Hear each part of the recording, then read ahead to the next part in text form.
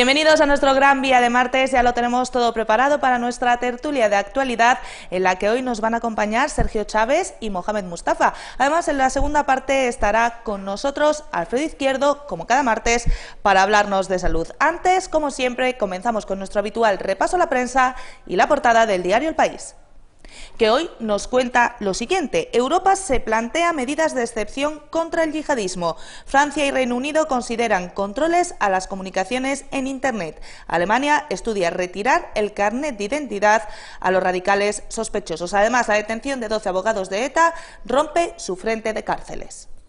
Y de la portada del diario El País pasamos, como cada día, a la del Mundo, que nos cuenta lo siguiente. Rajoy viaja por sorpresa a Grecia para dar su apoyo a Samaras frente a Syriza. Y además, Hacienda descubre la fortuna en el Caribe de Oleguer Pujol. Y de la prensa nacional pasamos, como cada día, a la prensa local. Iniciamos nuestro repaso con la portada del Faro de Ceuta. Comenzamos. Operación del Cuerpo Nacional de Policía por la muerte de Caniche a tiros y carbonizado. 9 detenciones, 5 en Ceuta y 4 en la península. Hubo también varios registros. Además, escalada de tensión en las naves, incluso con quemas. Y del Faro de Ceuta pasamos a la portada del Pueblo, que hoy nos cuenta que una inmigrante sin acceso a España dio a luz en la frontera y además que Cepsa retoma el suministro tras constatar el estado de las tuberías. Y para finalizar, la portada del diario digital Ceuta al Día. Vamos a ver lo que nos trae hoy. El Partido Popular exige a Carracao que aclare si sigue cobrando el Senado y por qué tuvo 4 pagadores en 2013. Además, los docentes instarán al foro a reprobar las instrucciones del Ministerio de Educación que empobrecen la educación. Pues bien, estos son los asuntos de esta jornada de martes. En unos minutos pasamos a analizarlos en nuestra tertulia.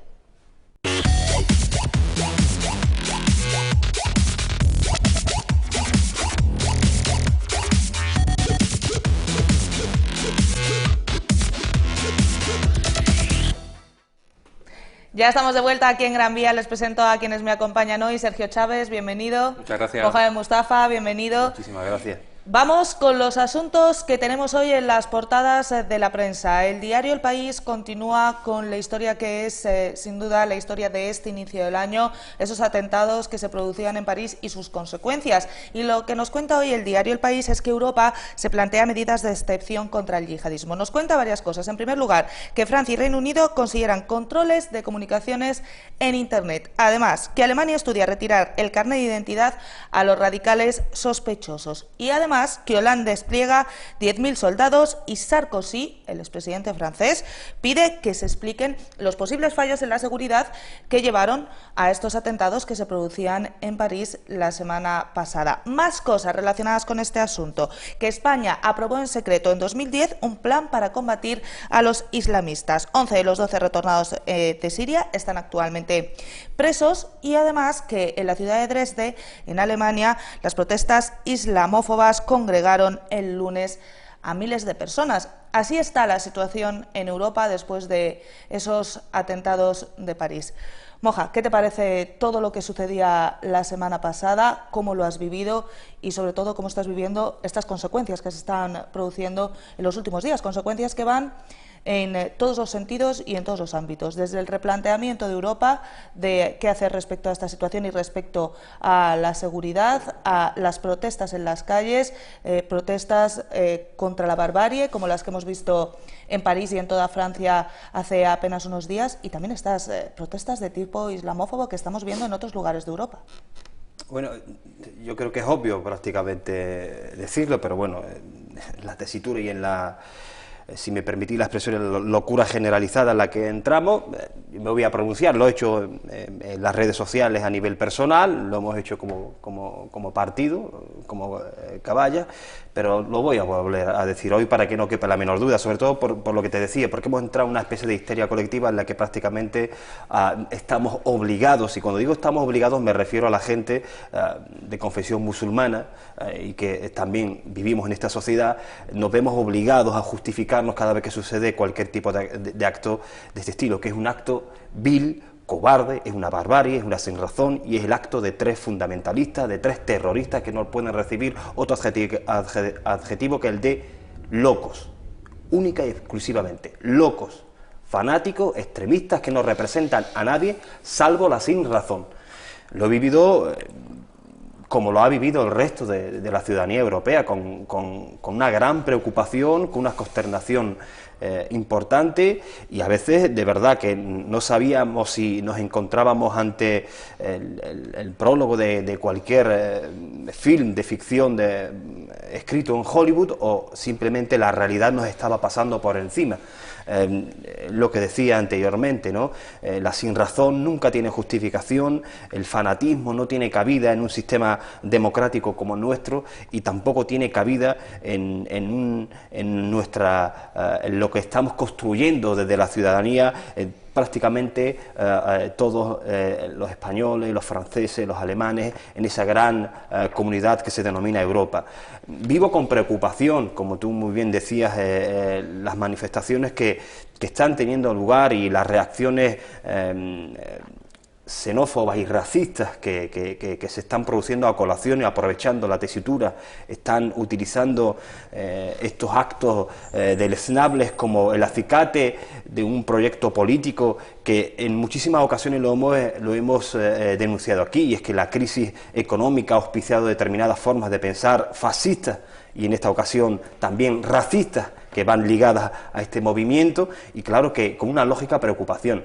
Pero también me quiero quedar con la ciudadanía, con los franceses, porque estoy con el sentir mayoritario de los franceses, donde se han manifestado públicamente, que han salido a la calle, que han dicho no, que han gritado a favor de la libertad de expresión, que han gritado en contra de la barbarie, que han gritado en contra de la sinrazón, y han estado franceses de todas las etnias, culturas y religiones, donde la comunidad musulmana francesa ha tenido un papel importantísimo, desligándose de esta sinrazón, que no tiene justificación, que no tiene cabida, pero ni en este régimen ni en cualquier régimen democrático, que no tienen lugar, que hay que expulsarlos, que hay que señalarlos, que hay que abandonarlos, que hay que empujarlos fuera del marco democrático y fuera de nuestro marco social y vital. Y esto debe quedar meridianamente claro. Y decía preocupación por estos movimientos fascistas y racistas que están surgiendo y están utilizando como palanca estos hechos deleznables, pero también hay que mostrar unidad. Y es la unidad no solamente del pueblo francés, sino del pueblo español que ha estado con el pueblo francés, del pueblo alemán que está con el pueblo francés, de toda la Europa que nosotros estamos construyendo desde la ciudadanía, y lo vuelvo a recalcar, todos contra la locura, contra la barbarie y sobre todo contra la sinrazón, que no debe tener ningún apellido salvo el de terroristas locos.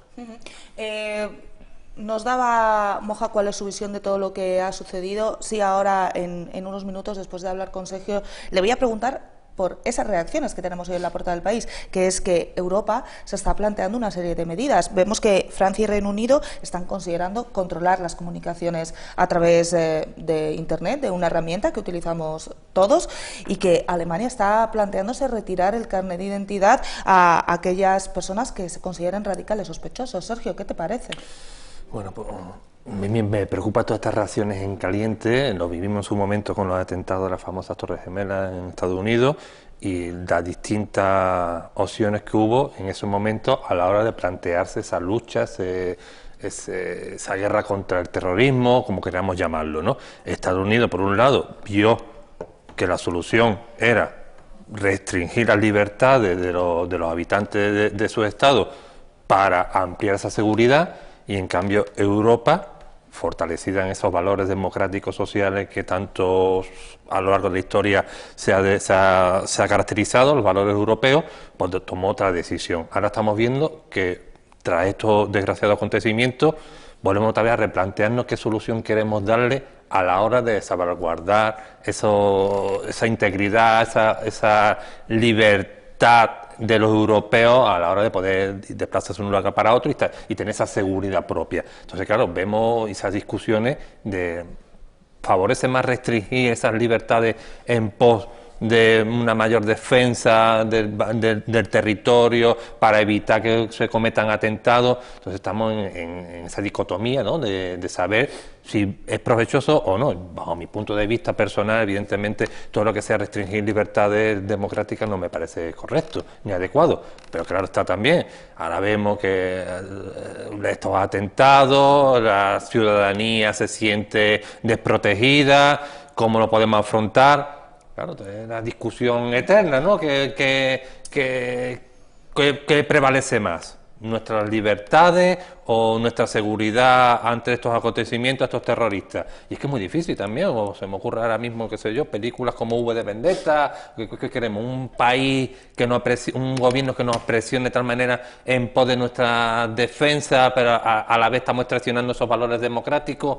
Es muy complicado y muy dificultoso. Ahora también volvemos otra vez, que somos Europa en sí, el continente europeo, junto con los países que lo conforman, tienen una carta magna, están constituidas bajo una constitución que son los cimientos de estos valores democráticos. Y si empezamos a horadar en esa constitución en pos en defender esa vigilancia, ¿no?, por parte del gobierno a los ciudadanos, estamos restándole valor a esa democracia, a esa constitución. No lo sé. ¿Te ha sorprendido que la reacción tras lo sucedido en Francia haya sido tan diferente a como fue, por ejemplo, después del 7J en Londres, donde, por supuesto, no vivimos ninguna manifestación como la que hemos vivido hace apenas 2 días en París, o tan diferente a como fue tras el 11M? Siempre Francia se ha caracterizado por los valores de igualdad, fraternidad, ¿no? Todo esto también un país... No me refiero tanto a la gente que salió a la calle, porque si recordamos en Madrid, después del 11M, salió mucha gente a la calle, en Madrid y en el resto de España, pero sí a la visita de tantísimas autoridades que han ido a mostrar su respeto a las personas fallecidas en Francia y a acompañar a François Hollande en este momento. También estamos hablando de, como comentamos, ¿no?, también esa libertad de expresión, que oye, pues yo puedo estar conforme o no conforme con la revista en su momento, con portada o con atacar a la identidad religiosa de cada uno, ¿no? Entonces la libertad de expresión tampoco cabe todo en ese aspecto, ¿no? Todo abanico la libertad de expresión, pero también lo que digo, oye, si tú te sientes herido en esa famosa libertad de expresión porque hay una portada o porque hay un comentario tal que tú ves que no estás no lo ves correcto, que abarque la libertad de expresión, eso que has visto, esa portada, etcétera, ahí tienen los tribunales de un país democrático, y sean los jueces los que dictaminen dónde puede caber todo o no cabe todo. Evidentemente, tomar la libertad, tomar el atentado, no, mira, es que esto es imposible, no, mira, no, usted, estamos viviendo en un país democrático con unas leyes, si usted no está de acuerdo o no la compra, oye, o a través de los juzgados, de los jueces que dictamine, tomen consecuencias. Entonces, claro, también está ahora dando también esa libertad de expresión, entre comillas, como he comentado anteriormente, entonces esos valores que se han visto también muy afectados. Entonces, claro, es distinto, pienso yo, cometer un atentado indiscriminado que abarca todo, que contra lo mejor un cimiento, un valor democrático como la libertad de expresión. Entonces se ha visto atentado todo aquello, nos dicen, bueno, ojo, que están atentando contra esto también, o sea, que ya de por sí es vil todo lo que sea asesinar a cualquier persona, pero están atentando contra un valor constitucional como es esa libertad de expresión, están atentando contra eso. Entonces la gente se siente, bueno, ¿qué pasa? Que vamos a llegar hasta el punto de que no vamos a poder decir absolutamente nada, de que nos vamos a estar encapuchados de tal manera de que no podemos decir nada porque peligra nuestra integridad física, de llegar al punto de que nos puedan matar. Entonces, claro, evidentemente se ha visto ese valor, y evidentemente todos los países a una, ¿no? También es curioso ver las fotografías o las imágenes de dictadores incluso, ¿no?, dentro de africanos, etcétera, juntos de la mano con el resto de presidentes de distintas democracias. Yo chocaba un poco, pero oye, bueno, todo lo que sea apoyar me parece bien. Moja, ¿te ha sorprendido esa reacción tan diferente, como le comentaba a Sergio, de atentados como el 7J en Londres, como el 11M en Madrid? La reacción, no de la ciudadanía, que como digo, en los otros casos también salió a la calle, pero sí de las autoridades. Hombre, yo recalcaba anteriormente lo de ciudadanía precisamente por eso, porque el movimiento social civil me parece muy plausible, me parece muy sano democráticamente, y sí me parece, yo lo voy a decir con estas palabras, me parece muy cínica la actitud de muchísimos de los dirigentes internacionales que han participado en la marcha de París.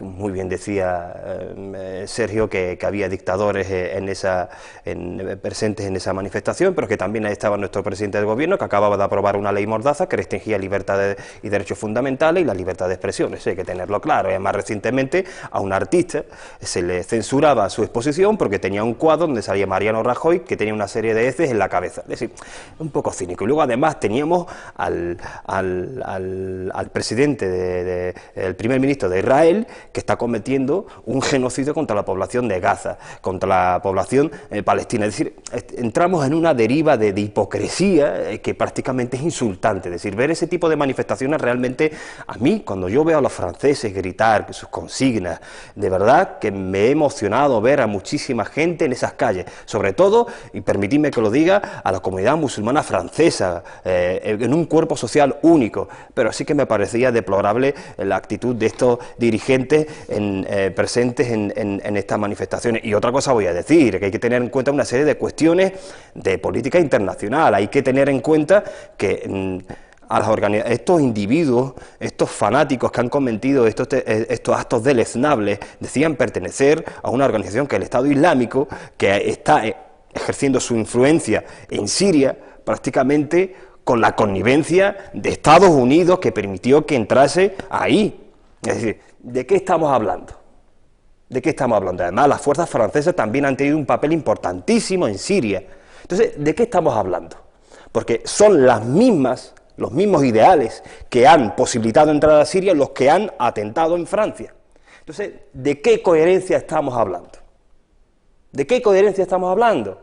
Se defiende las libertades y los derechos fundamentales en mi territorio, pero cuando intervengo en otros territorios, los derechos, las libertades, la vida de los seres humanos pasan a un tercer plano. Y esto hay que decirlo. No hay que tener miedo y hay que denunciarlo. Somos tremendamente, no nosotros, sino nuestros dirigentes, hipócritas. El gobierno español, cuando habla de los españoles que han ido a Siria, habla de los retornados. No le preocupa que jóvenes musulmanes españoles vayan a Siria, lo que le preocupa es que vuelvan. ¿De qué estamos hablando? Cuando debería preocuparle a nuestras autoridades es entender por qué estos jóvenes españoles han entrado en este circuito de la locura. ¿Por qué? ¿Cuáles son las causas que han posibilitado que gente que han vivido en un marco democrático, porque yo he nacido en el 78 y no he conocido otra cosa que la democracia española, que han vivido en un marco democrático, entiendan que ir a Siria es la única opción viable o su única opción vital? ¿Cuáles son los factores que han posibilitado estas cosas? ¿Qué estamos haciendo como institución? Como sociedad, ¿qué estamos haciendo para solventarlo? Y se nos presenta nuestro ministro para decirnos que el problema es el retorno. No, señor, el problema no solo es el retorno, el problema es que hay gente que se va y entiende la violencia como un instrumento. Eso es lo problemático. Y en eso hay que trabajar, oiga usted, y ahí estamos todos, sociedad, instituciones, población. Esa es la cuestión. Otras cosas es derivar a lo que una persona hace ya muchísimos años escribió como choque de civilizaciones, la teoría de Huntington, de Samuel Huntington. Yo no creo que estemos en esa tesitura, y sí que creo profundamente en las sociedades multiculturales. Y entiendo que nuestro país, que Europa, todo el mundo tenemos cabida. Y que entendemos que cuando una parte de nuestra población está enferma, debemos acudir a solventar esa enfermedad, buscar cuáles son los factores e implementar medidas. El resto es ser hipócrita y cínico. Y me duele tremendamente decirlo, pero esta es la verdad. Y no decirlo sería dejar de ser coherente. Y dejar de ser coherente sería ser hipócrita conmigo mismo y con mis principios y valores.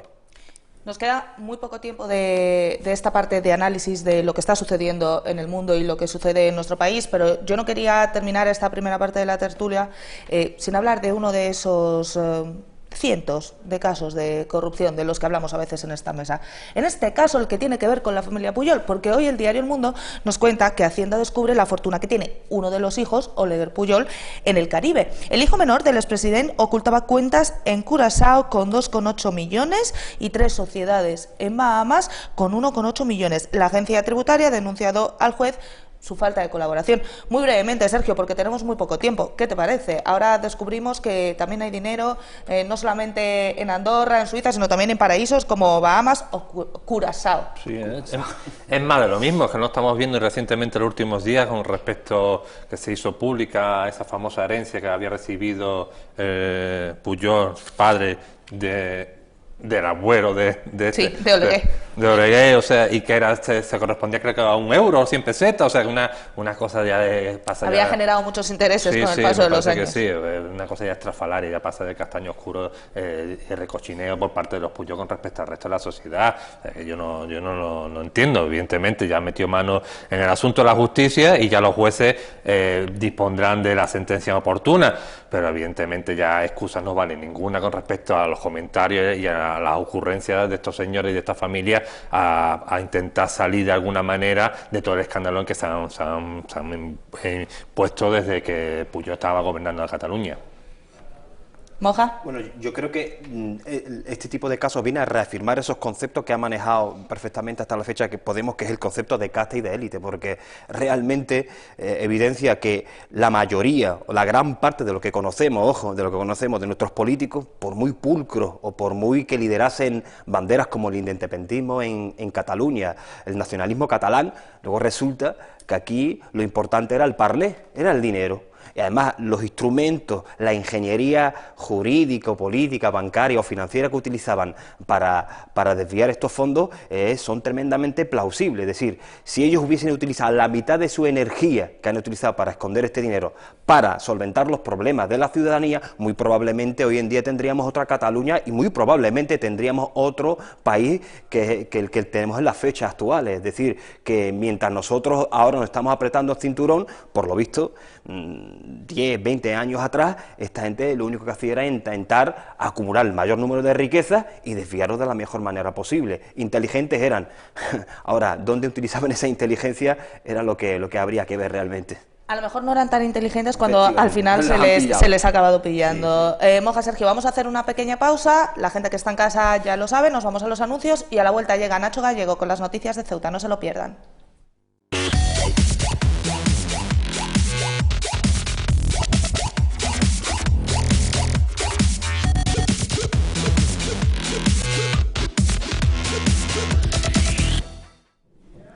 Ya estamos de vuelta aquí en Gran Vía. Llega la hora de conocer las noticias de Ceuta con Nacho Gallego. Nacho, ¿cómo va la mañana?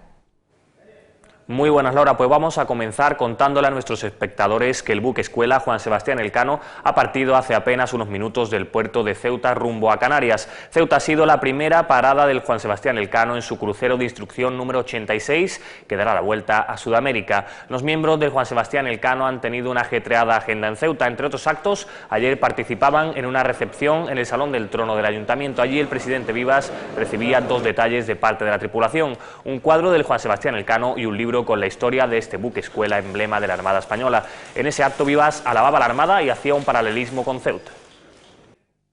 Si no existiera, y existe desde hace muchísimos años, habría que inventarlo, porque yo creo que este buque es escuela para navegantes, pero también creo, y lo ha significado el comandante, es escuela para caminar y para navegar por la vida, una manera de entender que la diversidad, que las realidades aparentemente desconocidas, en vez de ser motivo de enfrentamiento o confrontación, son un vehículo para el enriquecimiento.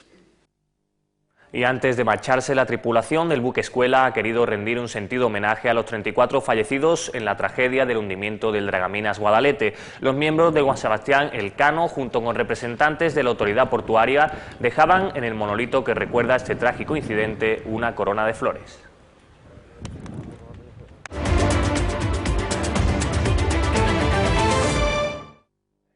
Un mes después del primer vertido, Cepsa, la empresa responsable de la fuga de combustible que viene manchando la costa de Calamocarro, ha dado al fin una explicación oficial. La petrolera anuncia el sellado de la tubería que viene vertiendo combustible a la playa Benítez, un sellado definitivo que además permite a la compañía retomar las labores de suministro de combustible. Responsables en Ceuta se han reunido en delegación del Gobierno con Capitanía Marítima, Autoridad Portuaria y la Consejería de Medio Ambiente. Allí estaba un equipo de Ceuta Televisión para tratar tratar de obtener una declaración oficial sobre este vertido ha sido imposible. En todo momento se nos ha remitido a esa nota de prensa que les contábamos al inicio de esta noticia y solo hemos podido robar este anuncio. La fuga, aseguran desde CEPSA, estará arreglada en breve.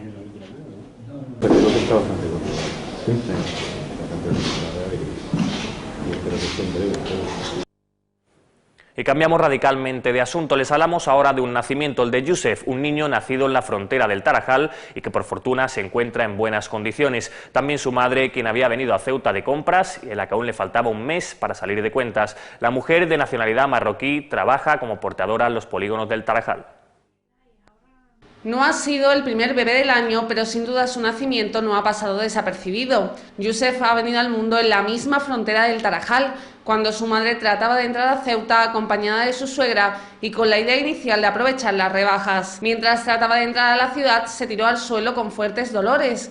Quienes se encontraban en ese momento en la frontera la asistieron para que pudiera dar a luz a este hermoso bebé que ha pesado casi 4 kilos. Tanto la madre como el niño fueron trasladados al hospital universitario, donde han permanecido hasta este lunes, cuando la mujer ha pedido el alta voluntaria al encontrarse en buenas condiciones. Yusef se ha convertido en el tercer niño de esta familia, que ya tiene otros 2 hijos varones de 3 y 4 años. Su madre, de 30 años, es porteadora en los polígonos del Tarajal, aunque dejó de trabajar hace unos meses debido a su estado, y la casualidad ha hecho que su tercer hijo se haya convertido en el niño de la frontera.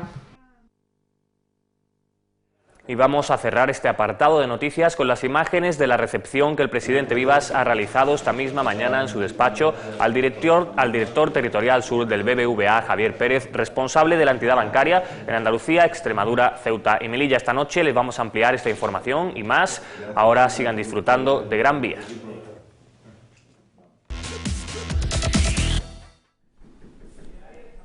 Muchísimas gracias, Nacho. Tenemos muchos asuntos sobre la mesa en lo que tiene que ver con nuestra ciudad. Vamos a comenzar con el que les contábamos hace unos momentos en nuestro informativo, que es el que tiene que ver con ese vertido de Cepsa, ese sellado de la tubería y esa puesta en marcha de nuevo de las labores de suministro que realiza esta empresa. Como ven, los compañeros de los informativos de Ceuta Televisión intentaban conseguir una declaración oficial de cómo se encontraba este asunto ayer en la reunión que se mantenía en delegación del Gobierno, algo que era absolutamente imposible. Nos remitían a una nota de prensa que finalmente llegaba a última hora de la tarde de ayer y que contaba eso, que la tubería está sellada y que se va a volver al suministro. Creo que tampoco era tan difícil que esto se lo hubieran contado a los compañeros que estaban allí, no tenía mucha más complicación el asunto.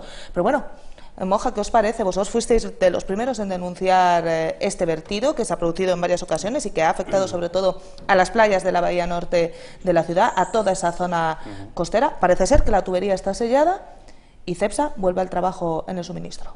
Bueno, nos parece a toda luz que es insuficiente, ¿no? Y es un cierre en falso, que vale, si los intereses de la empresa están cubiertos porque ya han reparado la tubería, pero hay unos intereses que son los importantes y los que debería haber estado el gobierno de la ciudad velando de forma rigurosa, ¿no? Y son los intereses generales de la ciudadanía, porque tenemos un litoral que ha estado afectado durante prácticamente un mes por los vertidos de la empresa.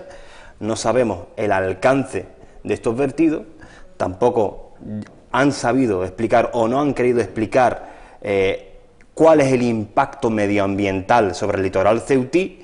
Y en cuarto lugar, yo no conozco ninguna sola medida por parte del gobierno de la ciudad o por parte de la delegación del gobierno implementando las medidas necesarias para depurar si hay responsabilidades y sancionar a la empresa, porque como muy bien ha indicado en varios comunicados de prensa la Asociación Ecológica Septem Nostra, podemos estar ante un posible delito medioambiental y en consecuencia habría que depurar responsabilidades.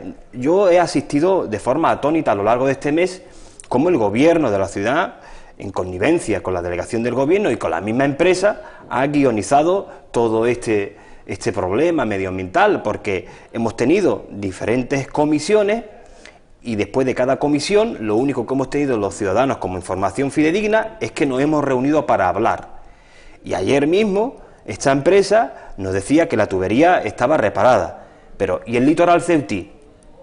¿Qué le ha pasado al litoral ceutí? ¿Usted tiene responsabilidades? ¿Se le va a sancionar? ¿O simplemente porque eso puede ser incómodo o incomode a alguien, el gobierno de la ciudad, de la delegación del gobierno, va a mirar hacia otro lado?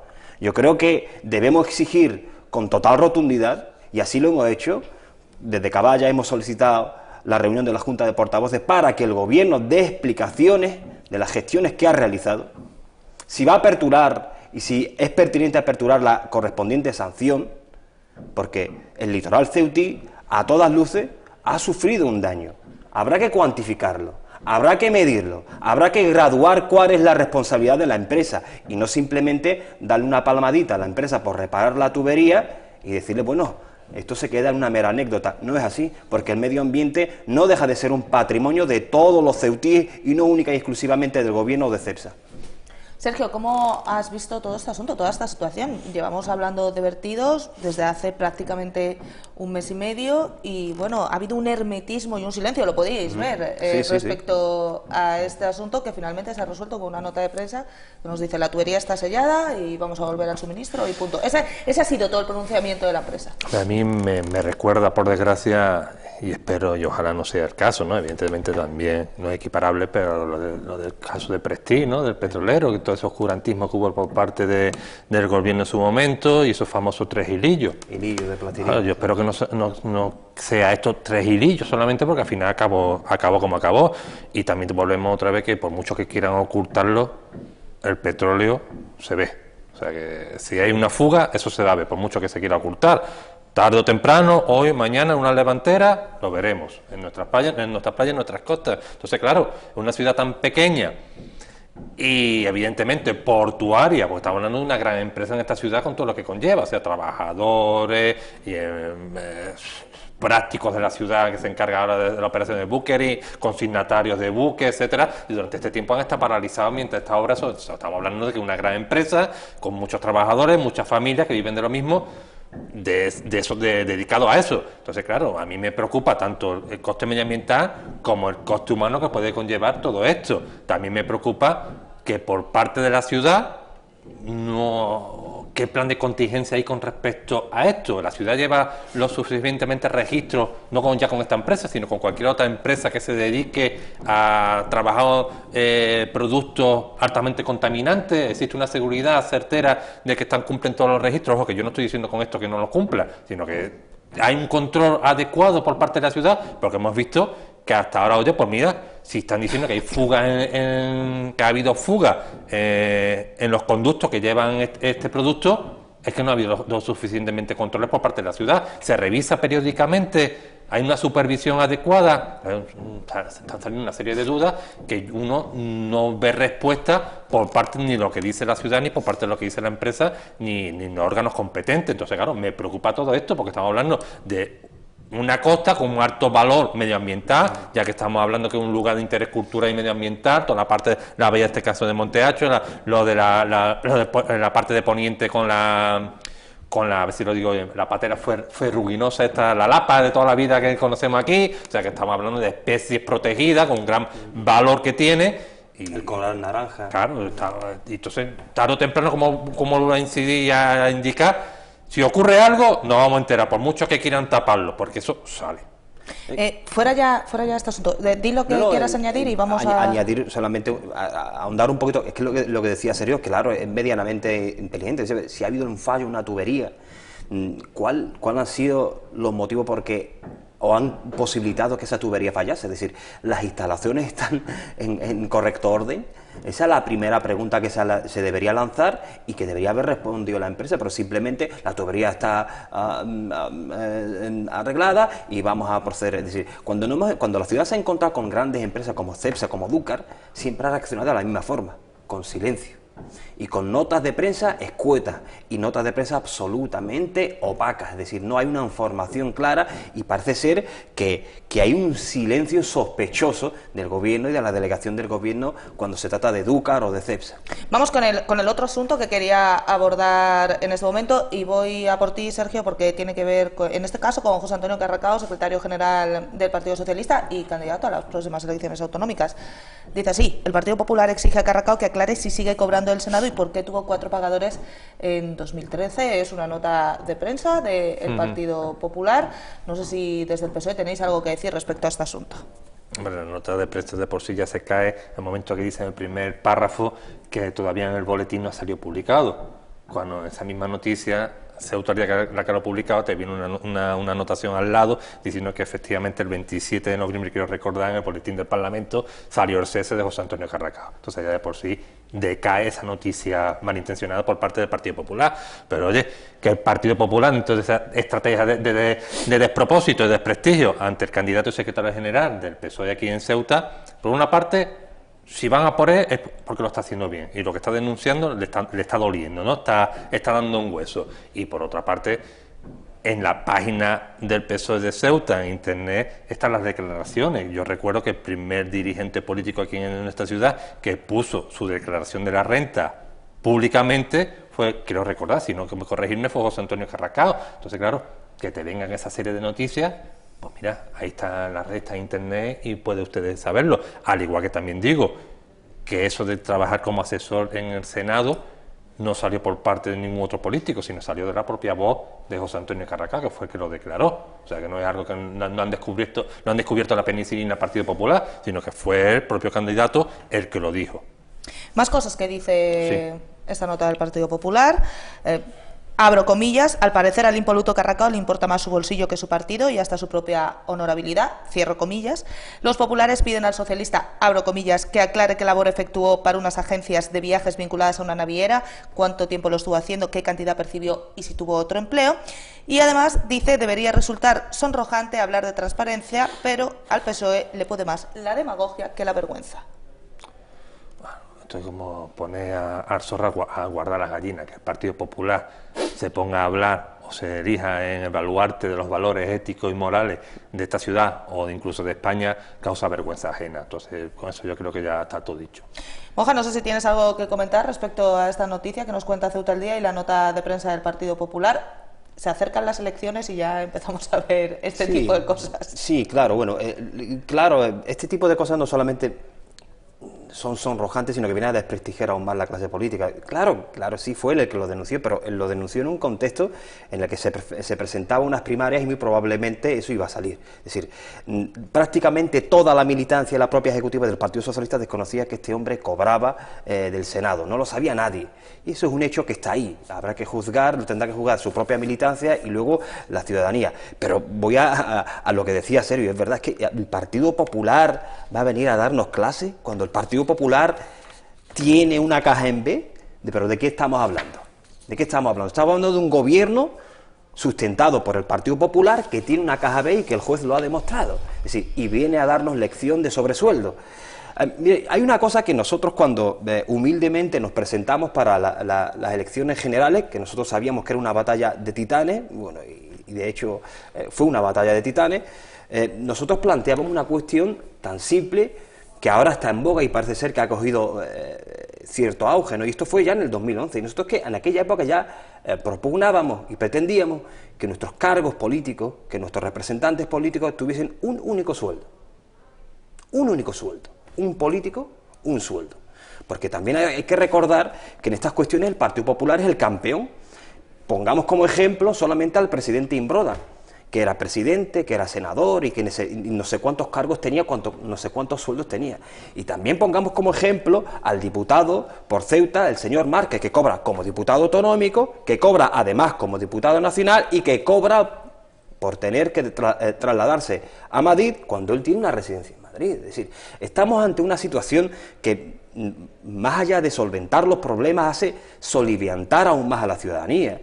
Yo creo que es momento de reclamar la honestidad, reclamar que existe gente honrada y que pretende participar en la política o que participa en la política y es transparente.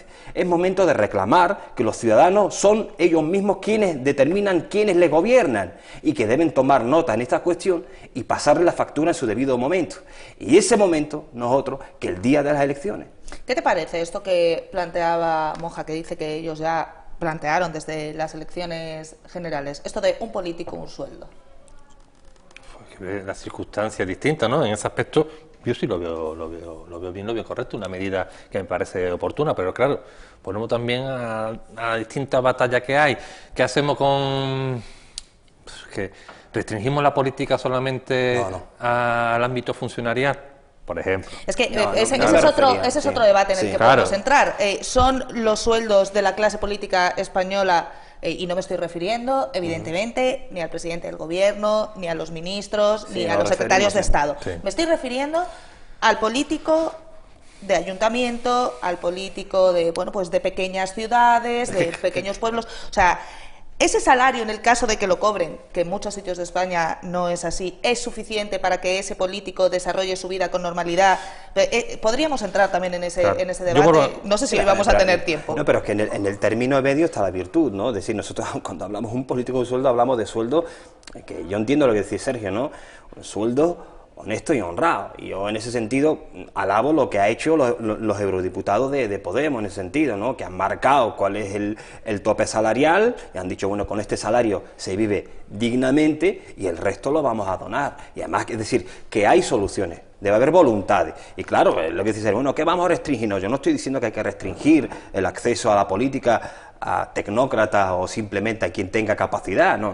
Yo estoy diciendo que aquella persona que decida voluntariamente participar en política debe tener un salario digno que le permita realizar su vida cotidiana como cualquier otra persona y no venga a enriquecerse. Esas son las cuestiones que nosotros, y que yo creo que la lógica común, y donde ahí coincidiré, y seguro que Sergio coincide conmigo, pretendemos, es decir, que los políticos vengan a servir dignamente, pero no a lucrarse. Porque escuchamos el caso Oriol y escuchamos a los diferentes políticos que hemos tenido y, bueno, nos llevamos las manos a la cabeza, ¿no? Aclarado este término, Sergio. Continúa, que te he cortado yo para decir que ese debate... Partiendo de la premisa, que yo sí lo veo correcto, veo adecuado, pero claro, nos podemos ahondar en las circunstancias personales de cada uno, de los que se quieran presentar, y vemos circunstancias que chocan, ¿no? De personas a lo mejor, mire usted, yo que no me puedo presentar porque yo soy autónomo, tengo mi empresa, gano tanto, y si me presento tengo que dejar esta empresa, tengo que dejar esto, y al final estoy perdiendo más dinero de lo que estoy ganando. Claro, son circunstancias que tú ves, o eres funcionario de la ciudad, llegas y dices, yo ahora tengo que renunciar a mi sueldo de funcionario de la ciudad por el diputado, que es mucho menos, estoy perdiéndole dinero, y ojo, yo no vengo aquí a ganar dinero, en absoluto, que estoy de acuerdo con lo que decimos, yo no vengo a lucrarme, pero tampoco a perder, o sea, que yo quiero exactamente lo que estaba ganando hasta ahora, y si no lo consigo, entonces, ¿qué hasta que es un nivel medio? O sea, que estamos solamente reservando la clase política a una cierta clase social que sí tiene un poder adquisitivo adecuado y pueden renunciarlo, o claro, entonces porque vuelvo a insistir que parto de la premisa que sí estoy de acuerdo donde una persona un sueldo, estoy de acuerdo,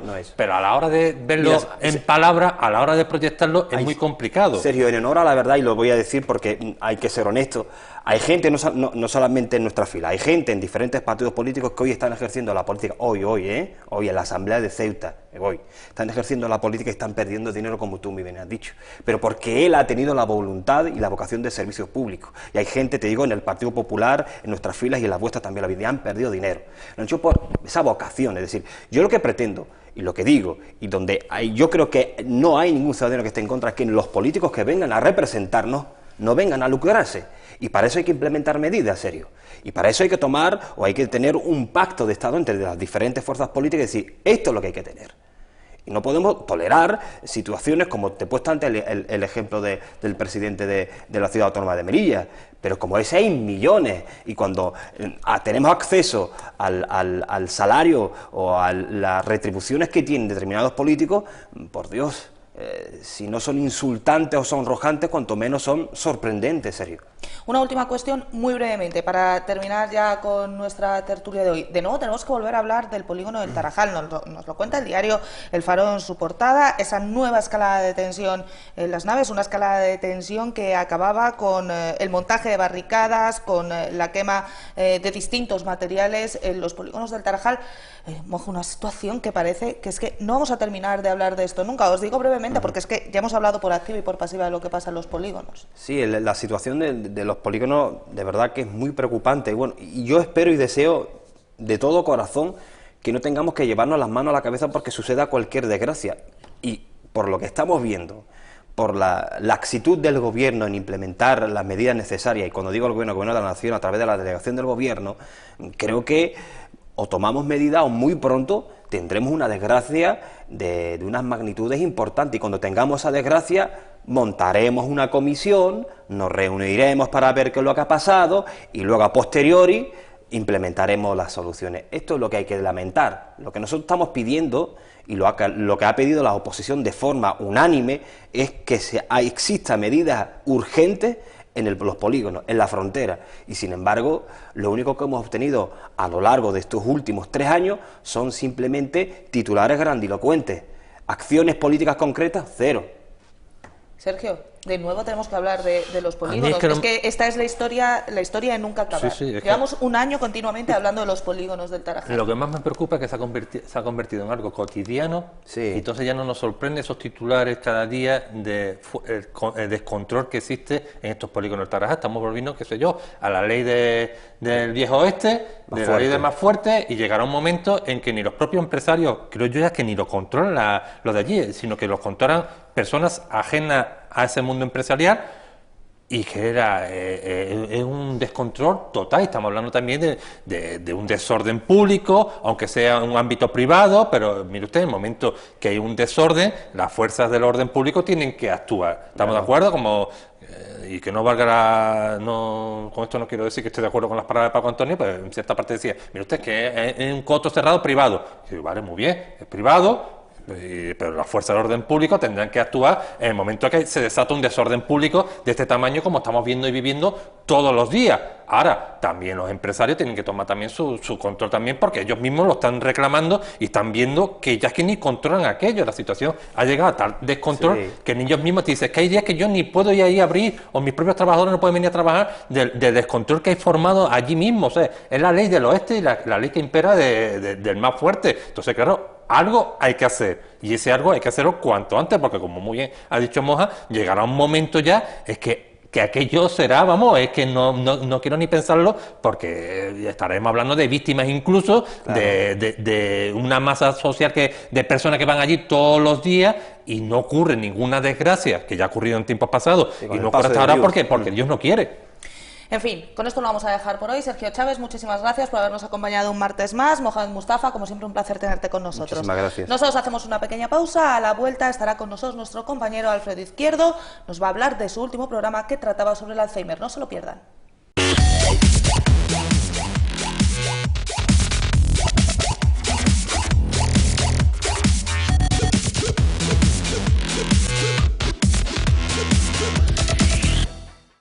Pues ya estamos aquí de vuelta, y como cada martes nos acompaña Alfredo Izquierdo. Alfredo, bienvenido. Muy bien, muchas gracias. ¿Qué tal las vacaciones? ¿Has entrado bien en el año 2015? ¿Cómo lo has pasado? ¿Bien? Bueno, lo he pasado bien. Lo que pasa es que también he tenido mis cositas como todo el mundo. He estado resfriado, he estado con una ciática, sí, que era una inflamación de un músculo que tenemos aquí en la espalda. O sea que he estado bien y mal, he estado regular. Los resfriados han cogido a toda la redacción de Ceuta Televisión esta Navidad y nos han dejado a todos listos durante las vacaciones. Pero bueno, ya nos hemos recuperado para volver al trabajo con ganas y energía. Ya estamos aquí todavía. Hoy tenemos varias cosas de las que hablar. En primer lugar, vamos a hablar de un programa que se va a emitir la semana que viene, Alfredo, que se grababa esta semana, sobre un asunto del que además no hemos hablado todavía aquí en esta sección, que es el Alzheimer. Cuéntanos, ¿dónde ha sido? Bueno, pues hemos estado en la Fundación Eduardo Gallardo, que saben todo el mundo que tiene su sede ahí al lado del Hospital Antiguo de la Cruz Roja. Sí.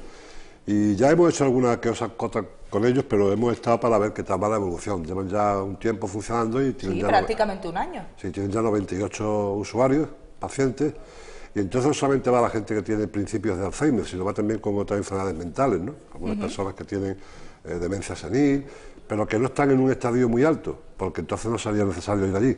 Están empezando la enfermedad, se ha diagnosticado con tiempo, entonces están allí y la enfermedad se retrasa con los ejercicios que le ponen allí los especialistas. Y hay un enfermero, hay un psicólogo, hay un trabajador social que son los que hacen con las personas, pues hacen distintos tipos de ejercicios de memoria, de números, de juegos con piezas para poder ubicarla en cada sitio correcto, colores, identificados colores. Hacen una serie de técnicas que les permite ejercitar el cerebro, ejercitar la mente, que la tienen que tener activa. Entonces, lo que hacen es que si la enfermedad va avanzando, pues va avanzando mucho más lenta, ¿no? Y eso es lo fundamental e importante que hace el centro este, ¿no? Estabas en este centro de la Fundación Eduardo Gallardo. ¿Con quién hablabas? ¿A quién vamos a ver la semana que viene? Vamos a Hablemos de salud. ver a su directora, Jesús Perea, que es el director del centro, y al enfermero, que es Jesús Lopera, hijo. El padre es médico, el hijo es enfermero, y es el que lleva también allí todo el tema con los pacientes. Allí lo que pasa es que cuando la gente va a pedir una cita para poder incorporarse a ese grupo, le hacen una valoración.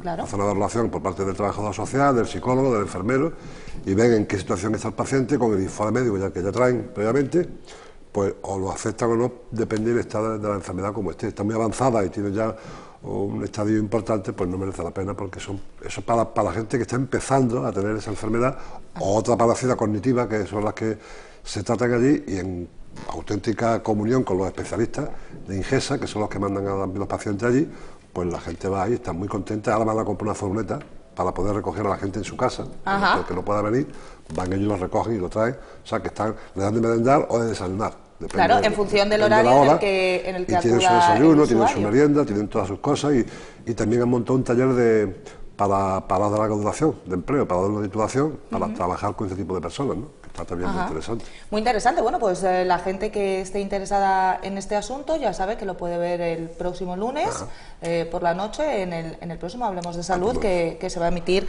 en esta casa, en Ceuta Televisión. Pero yo quería hablar hoy contigo de otro asunto. Estamos de aniversario.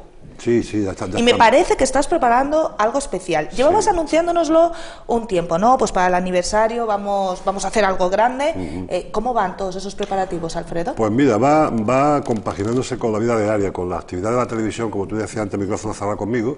Tenemos lo que tenemos, somos los que somos, y se hacen muchas cosas que serían impensables de poder hacer, ¿no? Pues al margen de todo esto, encontramos un tiempo, la gente que trabaja en Hablemos de Salud, que trabaja conmigo, como es, te lo sabes tú, Quique Rodán y Pepe, que son el cámara que va siempre conmigo, pues entonces lo que estamos haciendo ya aquí, que se está encargando de recopilar todas las entrevistas más antiguas que hemos hecho en Hablemos de Salud, desde el año 95, fíjate tú si hay cosas, ¿no?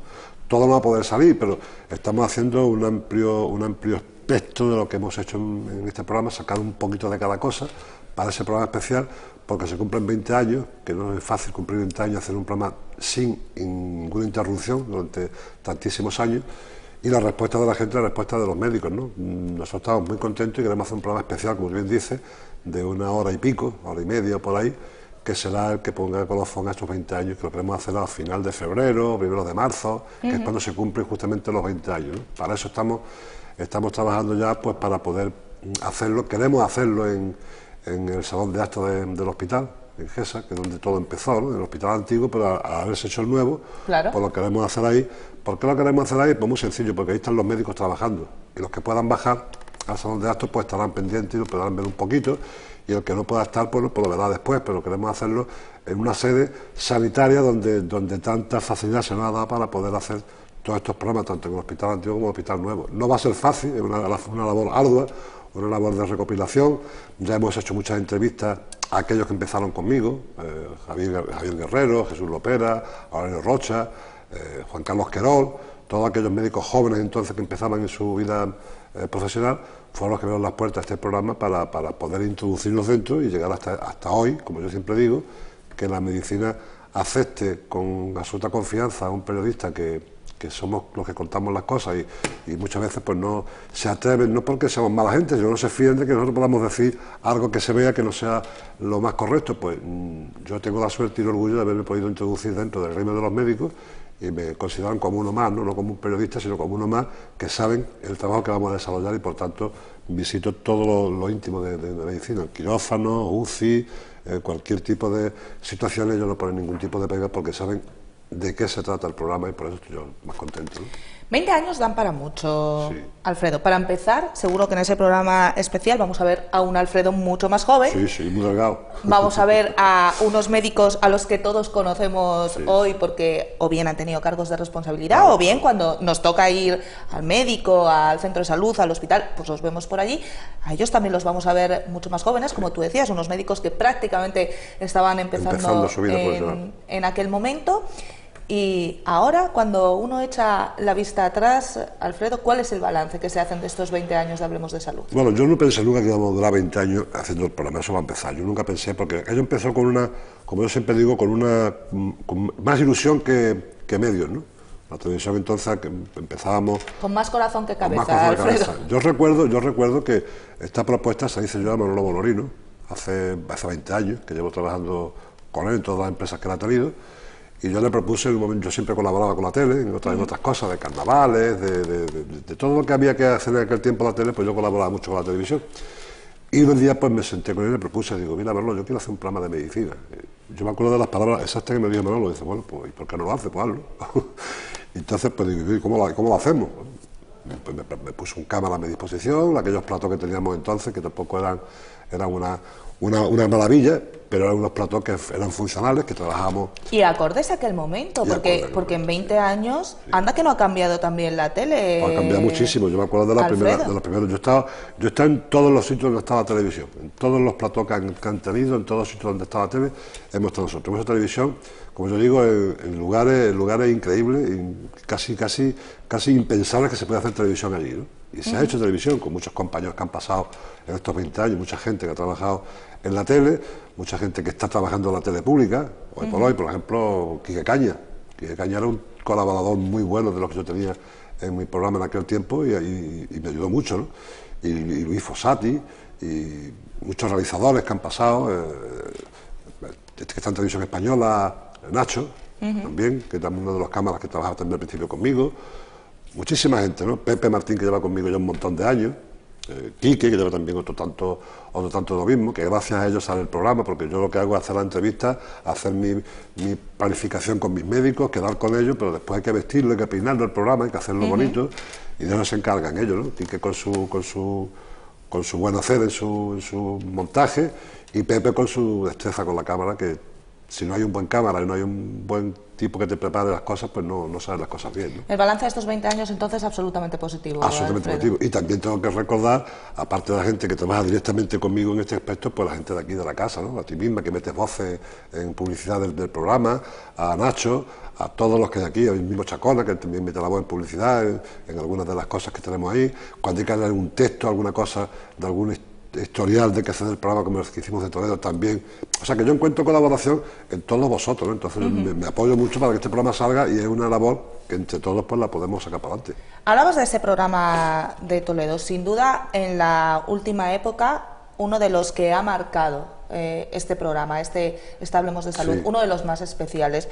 Pero yo quiero que mires atrás en estos 20 años y me digas qué programas han marcado para ti un hito.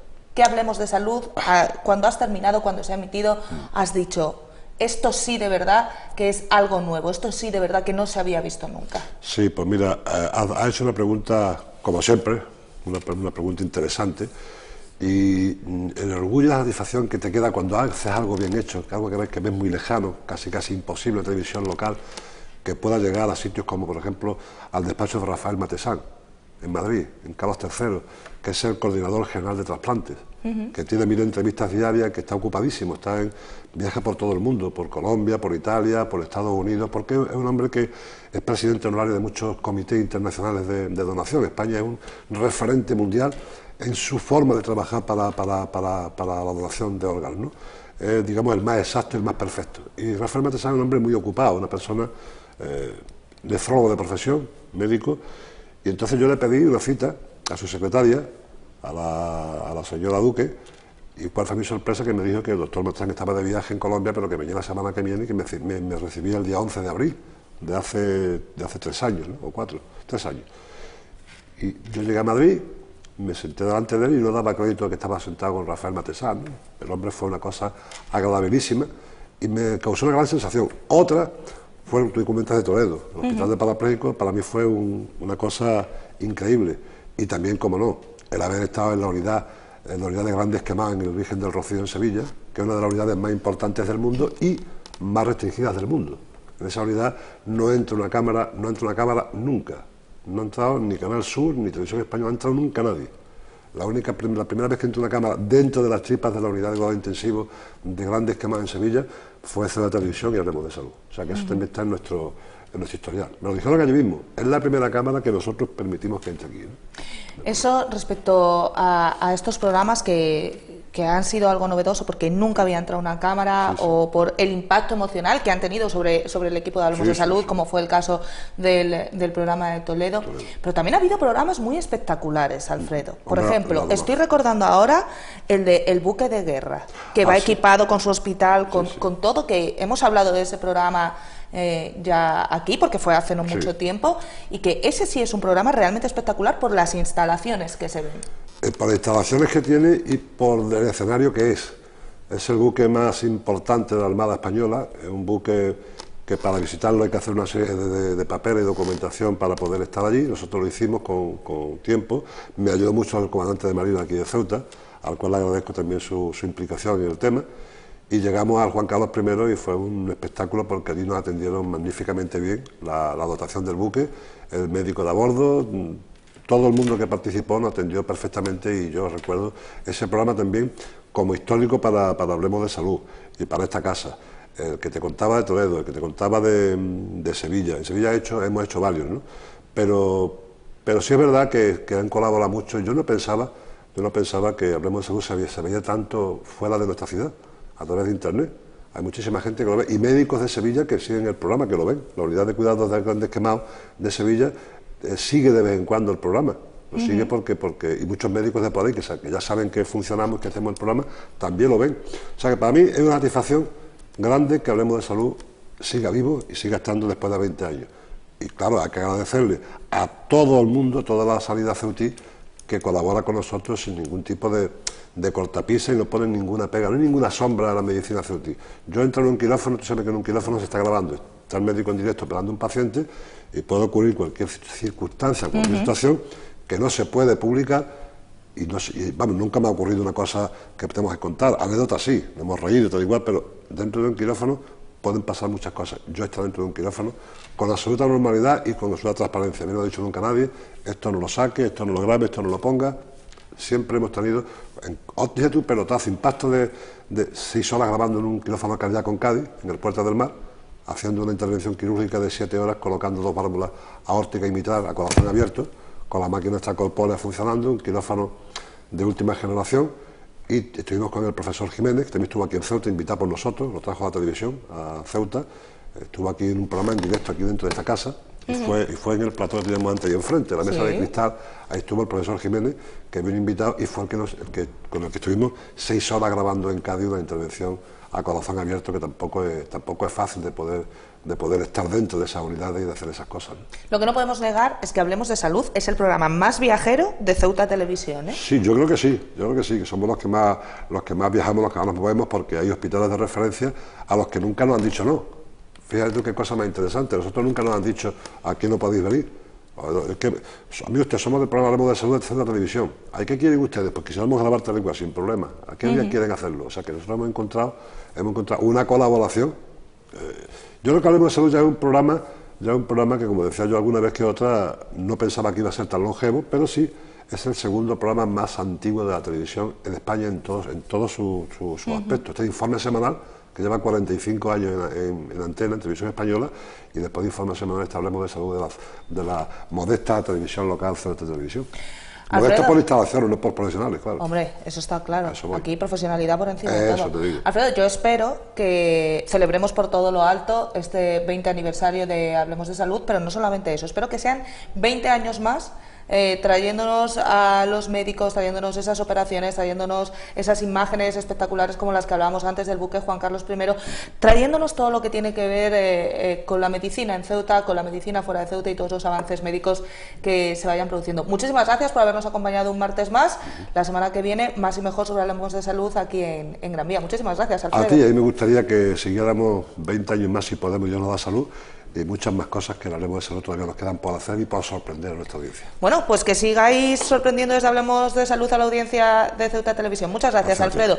Nosotros ponemos punto y final a nuestro gran día de hoy. Ya saben que volvemos mañana con nuestra tertulia de actualidad y con nuestra sección de economía con Alberto Lora. No se lo pierdan. Hasta mañana. Adiós.